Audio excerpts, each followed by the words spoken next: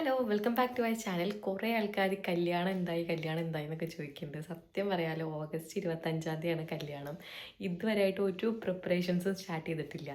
ഇന്ന് നമ്മൾ കല്യാണ പുടവ എടുക്കാൻ പോവാണ് കേട്ടോ. അപ്പോൾ ഇനിയിപ്പോൾ ഏകദേശം പറയുകയാണെങ്കിൽ ഒരു 1.5 മാസമൊക്കെ ഉള്ളൂ. ഇന്നലെ ലേറ്റ് ആയിട്ടാണ് കിടന്നുണ്ടായിരുന്നത്. അഡ്മിഷനും കാര്യങ്ങളൊക്കെ ഉണ്ടായിരുന്നു. ഇന്ന് രാവിലെ നേരത്തെ എണീറ്റിട്ട് എൻ്റെ അഡ്മിഷൻ വർക്ക് ഒന്നും കഴിഞ്ഞിട്ടില്ല. ഇനിയിപ്പോൾ പ്രണവിൻ്റെ വീട്ടിൽ നിന്ന് ആൾക്കാരൊക്കെ വന്നിട്ട് നമ്മൾ റെഡി ആവാതിരിക്കുന്ന മോശമല്ലേ വെച്ചിട്ട് ഞാൻ പെട്ടെന്ന് തന്നെയൊക്കെ പോയിട്ട് കുളിച്ച് റെഡി ആയിട്ട് ഇരിക്കുകയാണ്. ഇനി കുറച്ച് അഡ്മിഷൻസും കാര്യങ്ങളൊക്കെ ചെയ്യാനുണ്ട്. അവർ വരുന്നേക്കാളും മുന്നേ അതൊക്കെ നമുക്ക് വേഗം ചെയ്തു വെക്കാം. ഇതാ ഇത്രയും അഡ്മിഷൻസ് നമുക്ക് ചെയ്ത് കൊടുക്കാനുണ്ട്. സോ ഇതിപ്പോൾ ഇരുന്ന് കഴിഞ്ഞാൽ തീരുമെന്ന് എനിക്ക് തോന്നുന്നില്ല. എന്തായാലും നമുക്ക് പോണ വഴിക്ക് ചെയ്യാം. തൃശ്ശൂരല്ലേ, അപ്പോൾ ഒരു 10 അഡ്മിഷനാണ് പെൻഡിങ് ഉള്ളത്. തൃശ്ശൂർ എത്താൻ എന്തായാലും ഒരു മണിക്കൂർ 1.5 മണിക്കൂർ എടുക്കും. ആ ടൈമിൽ നമുക്ക് വണ്ടി ഇരുന്നിട്ട് ചെയ്യാം.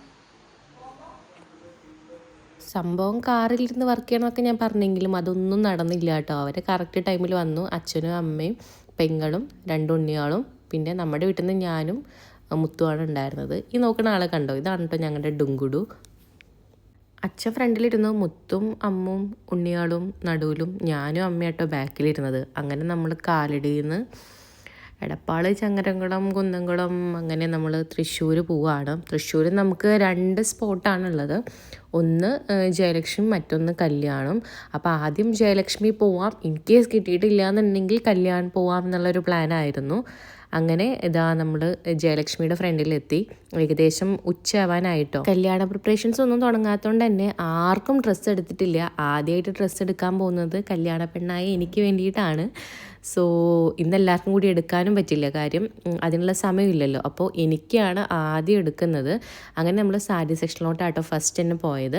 ഞായറാഴ്ച ആയതുകൊണ്ട് അത്യാവശ്യം നല്ല തിരക്കുണ്ടായിരുന്നു. നമുക്ക് ആദ്യം സീറ്റ് കിട്ടിയിട്ടുണ്ടായിരുന്നില്ല. കുറച്ച് നേരം വെയിറ്റ് ചെയ്തിട്ടാണ് നമുക്ക് ജയലക്ഷ്മിയിൽ അവിടെ ഫ്രണ്ടിലിരിക്കാനുള്ള സ്ഥലം കിട്ടിയത് കേട്ടോ. അങ്ങനെ നമ്മുടെ മനസ്സിൽ ഓൾറെഡി ഒരു പിങ്ക് കളറുണ്ട്. സോ ആ പിങ്ക് കളറിൻ്റെ ബേസ് ചെയ്തിട്ടുള്ള സാരീസ് മാത്രമേ നമ്മൾ നോക്കിയിട്ടുള്ളൂ. അങ്ങനെ 1-2 എടുത്ത് വെച്ചു, പക്ഷെ എനിക്ക് വലിയ ഇഷ്ടമായിട്ടൊന്നുമില്ല.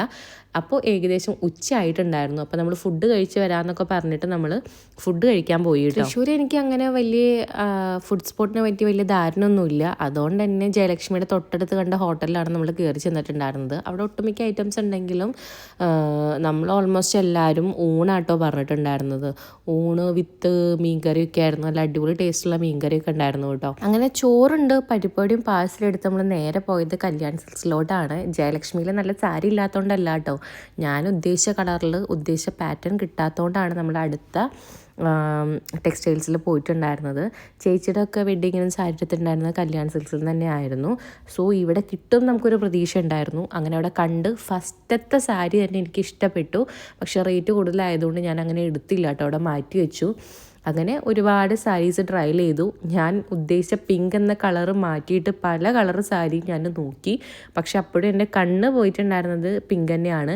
പക്ഷെ എനിക്കൊരു മെറൂൺ കളർ എനിക്ക് ഇഷ്ടപ്പെട്ടു കേട്ടോ. പക്ഷെ എല്ലാവരും പറഞ്ഞു കല്യാണത്തിന് അത്ര ഹൈലൈറ്റ് ഇല്ല എന്നൊക്കെ പറഞ്ഞിട്ട് അത് മാറ്റി വെച്ചു. പക്ഷെ എനിക്ക് ആ സാരി ഇപ്പോഴും നല്ല ഇഷ്ടമാണ്. ഇനി എന്തെങ്കിലും ഒരു ഫംഗ്ഷൻ ഉണ്ടെങ്കിൽ എനിക്കിപ്പോൾ ആഗ്രഹം അങ്ങനത്തെ ഒരു കളർ എടുക്കാനാണ്. അപ്പോൾ കല്യാണ സാരി ആയതുകൊണ്ടും ബ്രൈറ്റായിട്ട് നിൽക്കാനും വേണ്ടിയിട്ട് റെഡൊക്കെ നോക്കിയിട്ടുണ്ടായിരുന്നു. അപ്പോഴും എനിക്കും പ്രണവിനും പിങ്ക് മനസ്സിലുള്ളതുകൊണ്ട് കൂടുതലും പിങ്ക് കളർ സാരിയായിട്ട് നോക്കിയിട്ടുണ്ടായിരുന്നത്. അങ്ങനെ ഒരുപാട് ഡ്രസ്സ് നമ്മൾ ട്രയൽ ചെയ്ത് നോക്കി.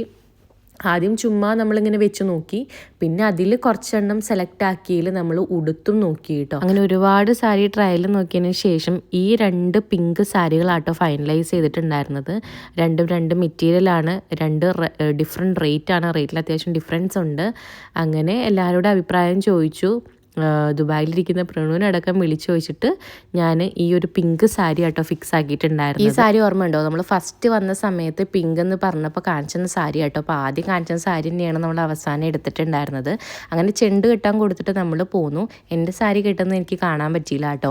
പിന്നെ നമുക്ക് വെഡ്ഡിങ് ഫസ്റ്റ് ലുക്കിലേക്ക് ആവശ്യമായിട്ടുള്ള സെറ്റ് സാരി എടുക്കുന്ന പരിപാടിയാണ്. അതും നമ്മൾ എടുത്തിട്ടുണ്ടായിരുന്നു. പിന്നെ കുറച്ച് ഡെയിലി വെയേഴ്സിനുള്ള dress, inner wears, under skirt, അങ്ങനെ അല്ലറ ചില്ലറ സാധനങ്ങളും കൂടി എനിക്ക് എടുക്കാണ്ടായിരുന്നു. അതുകൂടി എടുത്തപ്പോഴത്തേനും ഏകദേശം നേരം നല്ലോണം വൈകിട്ടുണ്ടായിരുന്നു. ഒരാൾക്ക് ഡ്രസ്സ് എടുത്തപ്പോഴത്തേനും ഞങ്ങൾക്ക് എല്ലാവർക്കും വയ്യാതെയായി. അപ്പോൾ ഇനി ബാക്കി എനിക്ക് തന്നെ അത്യാവശ്യം വേറെ ഡ്രസ്സ് എടുക്കാണ്ടായിരുന്നു. ഈ വന്ന ആൾക്കാർക്കൊക്കെ ഡ്രസ്സ് എടുക്കാണ്ടായിരുന്നു. ഈ കല്യാണ ഷോപ്പിംഗ് എന്ന് പറയുന്നത് അത്ര എളുപ്പമുള്ള പരിപാടിയല്ല കേട്ടോ. അങ്ങനെ എനിക്ക് വേണ്ടി മാത്രം എടുക്കാൻ വന്നിട്ട് ടൈം 6-7 മണിയൊക്കെ ആയി. അങ്ങനെ നേരെ നമ്മൾ ക്യാഷിങ് ബില്ലിംഗ് ഒക്കെ കഴിഞ്ഞിട്ട് നേരെ പെരുമ്പിലാവിലോട്ട് പോയി. അവിടുന്ന് ഫുഡ് കഴിച്ചിട്ട് രാത്രി 10 മണി കഴിഞ്ഞിട്ടാണ് നമ്മൾ വീട്ടിലെത്തിയിട്ടുണ്ടായിരുന്നത്.